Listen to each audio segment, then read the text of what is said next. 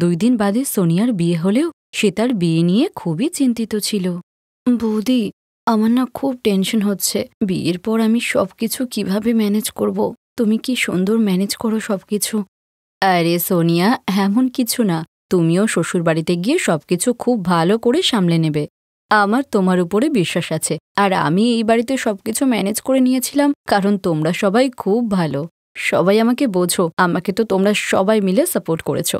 আর আমি যতটুকু জানি তোমার শ্বশুরবাড়িতেও সবাই ভালো মানুষই হবে। আর আলোকের নেচার তো খুবই ভালো। তুমিও সবার মনে জায়গা করে নিতে পারবে। ঠিক পারবে। থ্যাংক ইউ বৌদি, থ্যাংক ইউ সো মাচ। আমার ছোট্ট মেয়েটা কত বড় হয়ে গেল। এই তো সেদিনের কথা। উঠোনে লুকোচুরি খেলতো। একবার এদিকে লুকাতো, একবার ওদিকে লুকাতো। আমার ছোট্ট মেয়েটা কবে বড় হয়ে গেল বুঝতেই পারলাম না। কালকে আবার শ্বশুর বাড়িও চলে যাবে। মা, তুমি কাঁদলে আমিও কেঁদে ফেলবো। না রে মা, এটা খুশির জল। আমি একটুও কাঁদছি না। দেখ, কাঁদছি নাকি? একটুও কাঁদছি না আমি। আমার মিষ্টি ননদ। চলো এখন ঘুমিয়ে পড়ো। সব আত্মীয় স্বজন ঘুমিয়ে পড়েছে। আচ্ছা, তুমি এক কাজ করো, তুমি আজকে আমার সঙ্গে ঘুমাও। কালকে তো আবার সকালবেলায় গায়ে হলুদের অনুষ্ঠান আছে। রে মা, তুই বৌদির কাছে ঘুমিয়ে পড়। ঠিক আছে মা, আমি বৌদির কাছেই ঘুমাচ্ছি। আর পরের দিন সোনিয়া ধুমধাম করে বিয়ে করে তার শ্বশুরবাড়িতে চলে যায়। আর শ্বশুরবাড়িতে গিয়ে সে সবার মনে জায়গা করে নেওয়ার চেষ্টা করলেও কিন্তু সোনিয়ার ননদ ও শাশুড়ি তাকে তেমন পছন্দ করত না। আর পরের দিনই সোনিয়ার ননদ দরজা ধাক্কা দিয়ে বলে, সোনিয়া বৌদি, তাড়াতাড়ি উঠে পড়ো, মা ডাকছে, পুজোর সময় হয়ে গেছে। এখন তো ভোর 5টা বাজে, এত তাড়াতাড়ি? দাঁড়াও, আমি মেঘাকে বলছি। না না আলোক, থাক। এভাবে বারণ করলে খারাপ লাগে। আমি উঠেই পড়ছি। হ্যাঁ। সোনিয়া দরজা খুলে বলে, মেঘা, আমি স্নান করে তৈরি হয়ে আসছি। ঠিক আছে, তাড়াতাড়ি এসো। পুজোতে দেরি করলে মা খুব রাগ করে। এরপর সোনিয়া তাড়াতাড়ি স্নান করে পুজোর ঘরে গেলেও বৌমা কালকে থেকে ভোর 4টায় উঠবে। আমি 5টায় ভোরের আরতি শুরু করি। আজকে তোমার প্রথম দিন, তাই মেঘাকে উঠিয়ে বললাম তোমাকে ডাকতে। আমি তো সিঁড়িতে উঠতে পারি না। এখন থেকে তুমিও রোজ আমার সঙ্গে পুজো করবে। মা, আমি ঘুমোতে যাব। বৌদি তো এখন চলে এসেছে। হ্যাঁ হ্যাঁ মা, তুই যা, ঘুমোতে যা। আহারে আমার সোনা মাটা, তোকে আবার কলেজেও যেতে হবে। যা, এখন গিয়ে ঘুমিয়ে পড়। আমি সকাল 8টায় ডেকে দেব তোকে। এরপর সোনিয়া শাশুড়ির সঙ্গে পুজো করে। তারপর জলখাবারে সোনিয়ার শাশুড়ি সিঙ্গারা বানাতে বলে। সোনিয়া খুবই ভালো রান্না করতে পারত। সে তার মা আর বৌদির থেকে অনেক রান্নাই শিখেছিল। বৌমা, সিঙ্গারাতে ঝালটা বেশি হয়েছে আর কেমন কাঁচাও রয়েছে। ভালো করে ভাজা হয়নি। অল্প আঁচে রাঁধলে মুচমুচে ভাজা হতো। যাক, নতুন এসেছ, ধীরে ধীরে এই বাড়ির সবকিছু শিখে নেবে। মা, আমার লেট হয়ে যাচ্ছে, আমি কলেজে যাচ্ছি। ঠিক আছে মা, তাড়াতাড়ি বাড়ি আসিস। মা, তুমি ভুলে গেছো, আজ আমার বন্ধুর বার্থডে। আমার ফিরতে দেরি হবে। আমি তো ভুলেই গেছি। ঠিক আছে, তুই যা, আমাকে ফোন করে দিস। এরপর মেঘা কলেজে চলে গেলে সোনিয়া বাসন রেখে তার ঘরে আসে। সোনিয়া, আমি জানি যে সিঙ্গারাটা খুব ভালোই হয়েছিল। তোমাকে কাউকে কিছু প্রমাণ করতে হবে না। মা আর মেঘা ধীরে ধীরে তোমার সাথে ঠিক অ্যাডজাস্ট করে নেবে। ওদের স্বভাবটা তো আমি জানি, তাই বলছি। কোনো ব্যাপার নয় আলোক, আমিও তো ধীরে ধীরে সকলের স্বভাব চিনব। আর আমি পুরো চেষ্টা করব যেন আমি সকলকে চিনতে পারি, আর সকলে যেন আমাকেও চিনতে পারে। কিন্তু সোনিয়া যতই চেষ্টা করুক না কেন, সেই চেষ্টার কোনো ফলই তার ননদ আর শাশুড়ির উপর হচ্ছিল না। আর বিয়ের 1 মাস কেটে গেলেও সোনিয়া যখনই আলোককে ঘুরতে যাওয়ার কথা বলতো, তখনই তার শাশুড়ি কোনো না কোনো বাহানায় তাদের হানিমুনটা আটকিয়ে দিত। কিন্তু তারপরেও সোনিয়া মন খারাপ করত না। তারপরেও সে সকলকে সম্মান করত, খেয়াল রাখত, দেখাশোনা করত। একটা ভালো বউয়ের মধ্যে যা যা গুণ থাকে, সেই সব গুণই সোনিয়ার মধ্যে ছিল। সে নিজেকে একজন ভালো বৌমা প্রমাণ করানোর জন্য সব চেষ্টাই করছিল। কিন্তু একদিন তো সব সীমাই পেরিয়ে গেল। সোনিয়া প্রতিবেশী একজন ছেলের সঙ্গে যখন কথা বলছিল, তখন সে কথায় কথায় একটু হেসে ফেলে। আর সেই সময়ই কলেজ থেকে ফিরছিল তার ননদ। আর সে সোনিয়াকে এভাবে হাসতে দেখে বাড়ি গিয়ে তার মাকে বলে যে, মা, মনে হয় বৌদির কোনো লজ্জা শরমে নেই। ওই পাশের বাড়ি থাকে না রঘু, ওর সঙ্গে দেখি হেসে হেসে কথা বলছে। আর তুমি তো জানো, এই পাড়ার মধ্যে রঘু সব থেকে বদমাইশ ছেলে। কি, বৌমা রঘুর সঙ্গে কথা বলছিল? মজা দেখাচ্ছি ওকে। সোনিয়া তার ননদের এইসব কথা শুনতে পেলে তার সহ্যের সমস্ত বাঁধ ভেঙে যায়। এটা কি শুনছি বৌমা? তুমি অন্য একজন ছেলের সঙ্গে রাস্তায় দাঁড়িয়ে হাসাহাসি করছো? আমাদের বাড়ির বউরা এমনটা করে না। পাড়ায় আমাদের কত বদনাম হবে জানো? সবে বিয়ে হয়েছে তোমার, আর এর মধ্যে। থাক মা, অনেক হয়েছে। আপনারা দুজন আমাকে অনেক অপমান করেছেন। আরে, পাশের বাড়ি থাকা ওই রঘুর সঙ্গে একটু কথা বললাম কি আপনারা বলছেন আমার স্বভাব খারাপ? আপনারা কি জানেন রঘু আমার ছোট্টবেলার স্কুলের বন্ধু, আর সেই সঙ্গে ও শ্বেতার মানে আমার বেস্ট ফ্রেন্ডের বয়ফ্রেন্ডও। আর আমরা তো ছোটবেলার একটা কথা নিয়ে হাসছিলাম। থাক, আমি আপনাদেরকে এত উত্তর কেন দিচ্ছি? আমি এখানে থাকবই না, আমি মায়ের বাড়ি চলে যাচ্ছি। আলোক এলে ওকে আপনারা বলে দেবেন। এরপর সোনিয়া রাগ করে পার্স নিয়ে তার বাপের বাড়ি চলে আসে। আর এদিকে সোনিয়ার ননদ আর শাশুড়ি এটা ভেবেই ভয় পেয়ে গেছিল যে অলোককে তারা কি জবাব দেবে, যে সোনিয়া কি এমন ভুল করেছিল যার জন্য তাকে বাড়ি ছেড়ে চলে যেতে হয়েছে। আর সোনিয়া বাড়িতে এসে তার মা আর বৌদিকে সব কথা জানায়। বৌদি, আমি ও বাড়িতে তোমার মতো কাজ করার অনেক চেষ্টা করেছি, কিন্তু মা আর মেঘা আমাকে অনেক অপমান করেছে, আমার চরিত্র নিয়ে প্রশ্ন তুলেছে। তোমাদের কি মনে হয় এরপরেও আমার ওই বাড়িতে থাকা কি উচিত? সোনিয়া, কেঁদো না। আমি আলোকের সঙ্গে কথা বলবো। আমি আর তোমার দাদা দুজনই আলোকের সঙ্গে কথা বলবো, কেমন? বৌমা একদম ঠিকই বলছে। আরে, আমরা মেয়ে দিয়েছি তাই বলে কি আমাদের কোনো মান সম্মান নেই? আমরা আমাদের মেয়েকে অনেক সংস্কার দিয়েছি, আর ওরা আমাদের মেয়ের চরিত্র নিয়ে কথা বলছে।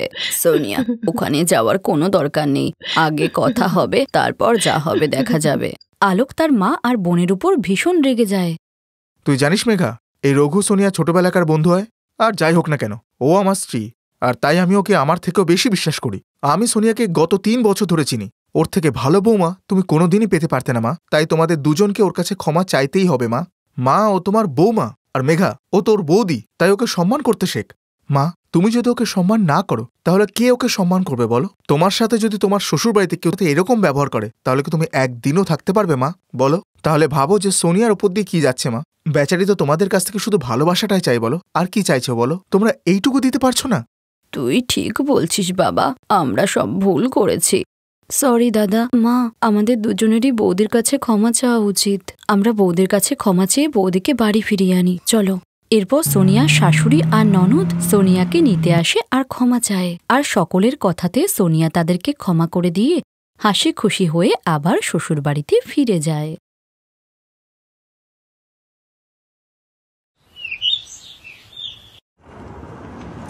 জগদীশ দাদার বাড়ি আর কত দূরে গো? বাবা অনিল, এখান থেকে আর কত দূর দেখাচ্ছে? বাবা, মনে হচ্ছে 2 ঘন্টা লাগবে। এখনো 2 ঘন্টা বাকি? তাহলে আমি আরেকটু ঘুমিয়ে নিই। তিলক চাঁদের খুবই প্রিয় বন্ধু জগদীশচন্দ্রের মেয়ের বিয়ে ছিল।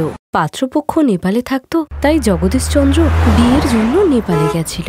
আর উনি বিয়ের জন্য তিলকরাজকে নেপালে আসার আমন্ত্রণ জানিয়েছিলেন। আর সেই কারণেই তিলকরাজ পরিবারকে সঙ্গে নিয়ে বন্ধুর মেয়ের বিয়ের উদ্দেশ্যে বেরিয়ে পড়ে। কিন্তু হঠাৎ, ড্রাইভার বাবু, গাড়ি কেন থামালেন?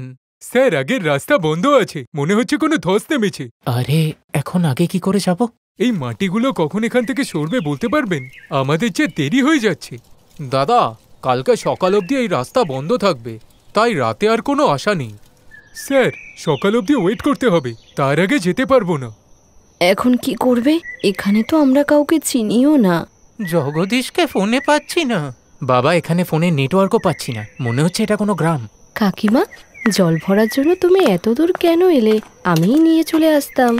আরে গীতা মা, তুই একা কত জল ভরবি? আর এই বাহানায় আমার একটু হাঁটাও হয়ে যায়। খুব জল তেষ্টা পেয়েছে।